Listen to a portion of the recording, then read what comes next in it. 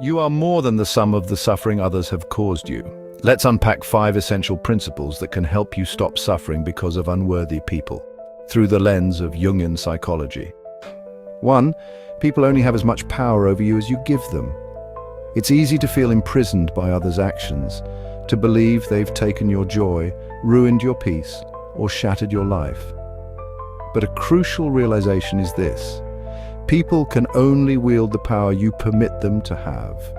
In the symbolic language of Jung, when you cast someone as the villain in your inner narrative, you've already surrendered part of your autonomy. You've made them an archetype in your psyche, a shadow figure looming over your self-concept. But the beauty is, you can reassign their role. Perhaps they were just a passing character, a necessary catalyst, or even a forgotten footnote. As Eleanor Roosevelt famously said, no one can make you feel inferior without your consent. This echoes Jung's principle that you are the one holding the pen writing your story. Don't hand that pen to someone unworthy. That includes the power to rewrite your relationship with your past, transforming it from trauma into growth. 2. A person who respects themselves will not allow themselves to remain a victim. Life is full of challenges, and people can indeed hurt us in unbearable ways. But even when others push us into a corner, we retain the freedom to choose. Will we remain there, playing the victim, or will we rise above? In Jungian terms, the victim archetype is a trap that entangles us in our personal unconscious. But individuation, the process of becoming whole, demands that we step out of that loop. It asks us to align with ourself, the totality of the psyche, not with the fragmented pieces shaped by past pain. You are more than the injuries inflicted upon you. Remind yourself of your inherent worth, of your abilities, and of your deeper calling. Viktor Frankl, Holocaust survivor and existential psychiatrist, captured this truth perfectly. When we are no longer able to change a situation, we are challenged to change ourselves. Accept the challenge. Do not let others define you. This is where shadow work begins, acknowledging your wounds without letting them own you. Take responsibility for your own happiness. In a culture quick to blame, Jung's words strike like a bell of awakening. When our focus remains fixed on what others have done, on their failures, betrayals, or cruelty, we forfeit our power. We drift into passive suffering, but when we accept that we are what we do to ourselves, we reclaim our sovereignty. We become the architects of our lives, shaping our future through conscious choices. This is not about denying injustice, it's about transcending it.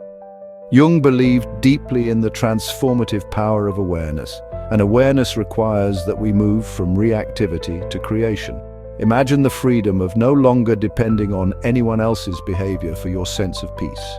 That is the first real step toward release the unworthy. There will always be people who manipulate, exploit, or harm others, but Jung's wisdom reminds us we are not defined by their actions. We are defined by our responses. Will we allow their darkness to extinguish our light? Or will we use it to ignite a deeper inner strength? Holding on to pain keeps us emotionally tethered to those who hurt us.